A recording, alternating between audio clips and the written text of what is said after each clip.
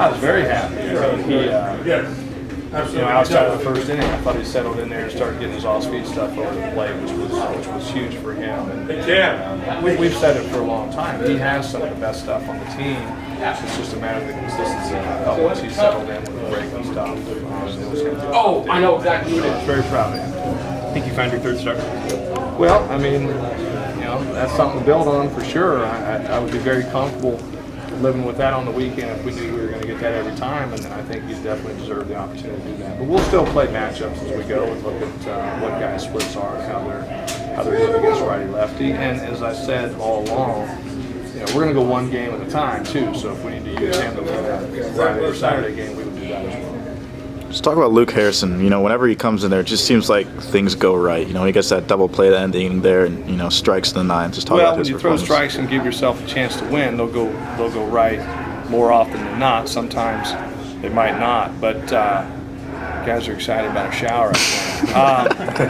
The best part, for me today was having a guy like him to close that out, given the fact that we extended afterwards. So we knew that it was either going to be Harrison or Kelzer closing that out, but Luke's a mature guy, has been in that situation, so a consistent strike throw with good stuff is a luxury to have. Imagine Sam was pretty motivated when they walked Schwarber to get to him. Well, I think it's the right move. I would have done the same thing if I were them, and Sam's been a ground ball guy this series, but I think he was sitting on a particular pitch, did a good job with the scouting report and was ready for it. So, he's a good hitter, and we were kind of joking around about it, like, Lala averages at some point he's going to get a big hit right here, but that's why he is who he is. He's a clutch hitter. 13-1 in your last 14 games.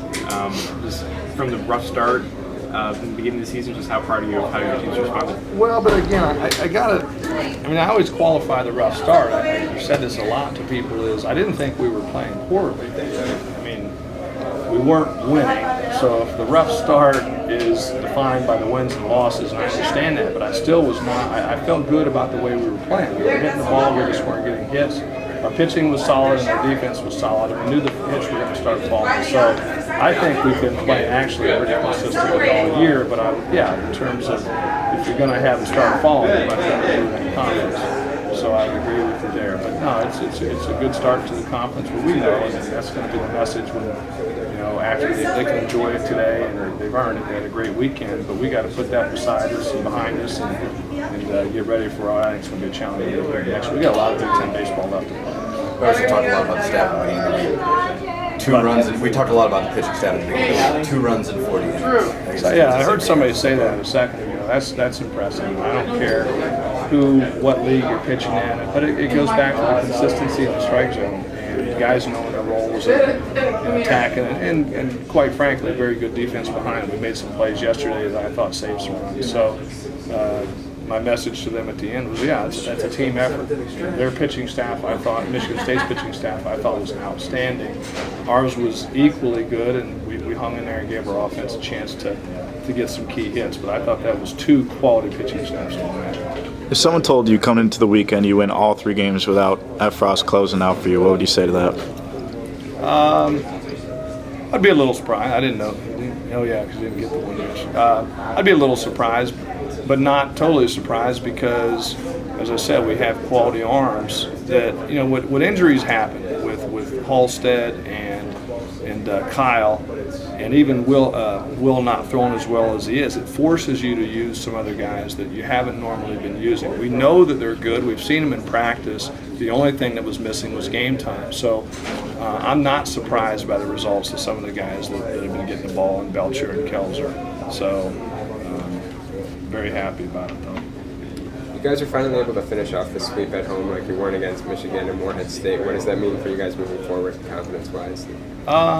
Well, that was good, because that was the one thing that I was looking for, was our concentration on Game 3. I felt like some of the weekends we kind of felt like our job was done and we didn't have the focus and concentration on the Sunday game. But I was pleased with the way our guys were locked in offensively, defensively, and at the plate. So hopefully we'll build on that moving forward, because all the games in the Big Ten are important, whether it's Friday, Sunday, or whatever. They're all going to count. Before Halstead got hurt, it was obviously Frost and Halstead, but now that Frost is in the closure slot, is instead of being just more situational now? Totally, and that's exactly what it is. So we'll play and see the matchups and then go from there. And then some guys we feel are a little bit more consistent strike throwers than others, so we may try to stack it even that way. But we've got a lot of confidence in all the guys that wear the uniform that we give the ball to. So again, the sign of a good pitching staff is when your guy is spent or down or whatever, the other guys step up. And I think they've done a really good job of that.